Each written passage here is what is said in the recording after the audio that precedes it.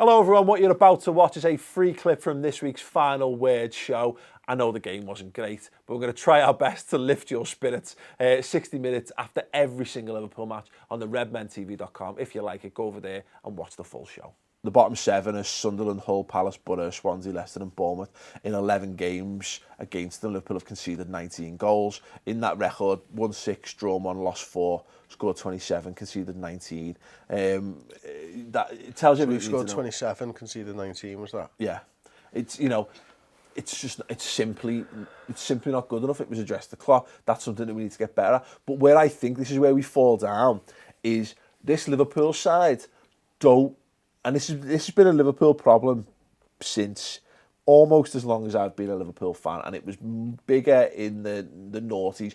Rafa and Houllier capitalised on this a little bit, and Klopp has done too. We are much better as the underdog. Yeah. We do not know how to be the dominant team. Whatever that X factor is that Liverpool used to have in the 70s and 80s and the early 90s, when we just go, someone would give it, it'd be like. It's like the bit in Back to the Future where Marty McFly pushes Biff and it's this over-the-shoulder shot and Biff just squares up and he just starts to disappear. It's like that's what Liverpool used to be. Someone would give us a bloody nose and we go, bang, fucking lights out. You knew we were going to come back and fucking slog someone out. Like, whereas now we just don't know how to be the big team. I just think it's all about whether they feel they deserve it. Without trophies under your belt, I don't think you can be that cocky. I just don't think you can. I think certain types of people can, but not a group of people. I think you need to win together to be able to formulate that bond where you go, hang on a minute, we're the FA Cup holders, we're the Premier League winners. What are you? Nah. We know we're better than you because we've got the fucking trophies to prove it. Yeah. And unfortunately, last night, Leicester were the ones with the trophies in the cabinet and not the Liverpool players. That's it. And it almost went to. It just played out exactly like that, didn't it? Well, it boils down to me to. I think that the people we're bringing in, the people we have in that squad. I think there are some really strong characters in there who would become better for having a couple of stronger characters around them. I think there's a core of a really good side there. And we've got some terrific players, but when you come to those games, keep coming back to it and look. This is where Man United of the gamble. We're not in a position to take the gambles that Man United have taken financially. There's no way Liverpool are going to risk hundreds and hundreds of millions in a transfer window on the off chance that it pays off, because if it doesn't, that's us fucked. Was that your leg breaking? That was mercifully my jeans and not a major joint. God for that. It was a cracking noise. It was incredible. It was like the fucking tackle last night that we were all wincing at. But you look at. I know you didn't watch the League Cup final, but Zlatan Ibrahimovic absolutely embodies everything I'm talking about. He has got the comedy, because what I'm kind of driving at, he's got that cockiness and he's sure of his own abilities, and on top of that he's got things that he's done to kind of back it up. Now, again, he's probably not won as much as the players who've won more than him and blah blah blah, but he's the perfect storm of ability, attitude and experience. The Tom Brady argument to some extent. I think we've got players who have that mentality. I think the players who totally believe in their ability, and I think those players are the likes of Sadio Mane, Adam Lallana, James Milner, Jordan Henderson, Joel Matip. I think these are guys who know the good of footy and totally believe in themselves. But what they need is around them is just someone or a couple of people around them who are the finished article, who can come in and go, this is how it's done, this is how we get to follow me, I've done this shit before. Exactly, fucking charge. You know what I mean? Let's go over the top. And you looked at it in that League Cup final, and people can say, like, Man United should have lost. They should have lost that. They were by far the worst team. Southampton were absolutely robbed in that match. Doesn't make you feel any better. No. But the point, it's not meant to make us feel better. The point is, this is the difference. This is what Liverpool are lacking. Is that you've got a guy there who crops up 4 minutes from time, in the right place, at the right time, to score the winning goal. It's not his best goal, far from it. It's not a goal that most footballers couldn't score if they're in the right place. Goal. But it's those moments that other footballers don't wind up in those places in the right times, in the right parts of games, and everyone looks to him. You can see him in all the post-match interviews. There's a reverence. They fucking love him. You know what I mean? And they kind of suck up to him. We've built this team ethic, but we need more players who rock up against fucking relegate the bottom six and not just go, I'm better than you, I'm going to prove it. The six that we're playing go, fucking hell, it's him, and they're pooing the pants all night before. We desperately lack players like that in our team, because look how quickly, without them, how quickly the fear factor that we've generated is dissipated. It's gone. Yeah, you're right. And no one goes to bed at night now thinking, I'm playing Roberto Firmino tomorrow. And that's not a criticism of the level of football that Roberto Firmino is, but he's not there yet. No. Look, I said it to you before, we played 8 midfielders last night in a game of football. That's not good enough. Like, and I've sat here for it's probably a month and a half, 2 months now, and said, I just want a striker who's used to playing as a striker. I just want someone who can pop up in the right place at the right time, who knows how to find space in the area. You can't go into a game with 8 midfielders. No, I agree. You just can't. There's no experience there. Here's the thing, innit? When it works, it works, and it's worked. You know, and I can understand, because I said this last night. I think the football that we've played in the first half of that season is as good as, and it's not just like one-offs, because I can go back to 13-14, and there are standout games. There's Arsenal, Tottenham, Everton, you know, and they're the ones that genuinely stand out. But like pretty much almost every game, barring Burnley and the brand of football we played for the first 4 months of the season was fucking, in the spell of time, for that period of the season, the best I've seen Liverpool play. But it just, right now, this is it. If it stopped working, I think we need to develop, again, because I'm kind of repeating myself, but like I think there needs to be a horses for courses kind of situation. And there's a time when Roberto Firmino in the false 9 with that formation is suited. And the troubling thing is, it's probably absolutely the right thing to do against Arsenal at the weekend. Yeah. But for me, you've got Divock Origi there.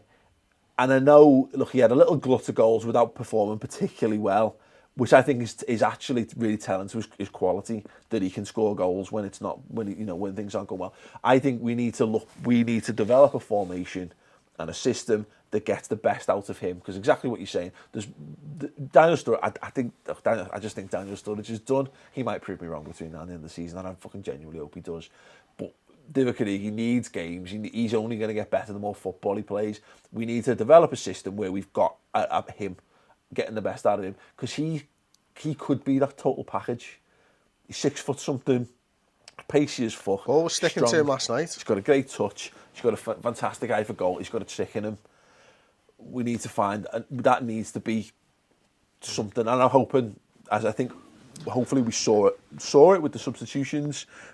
Maybe that's something we'll see more of, but I think we will struggle to put a string of wins together between now and the end of the season if we're not capable of adapting to the opposition that we're playing. I think so, mate. I'd agree with the Origi thing. I don't know whether we need to try something.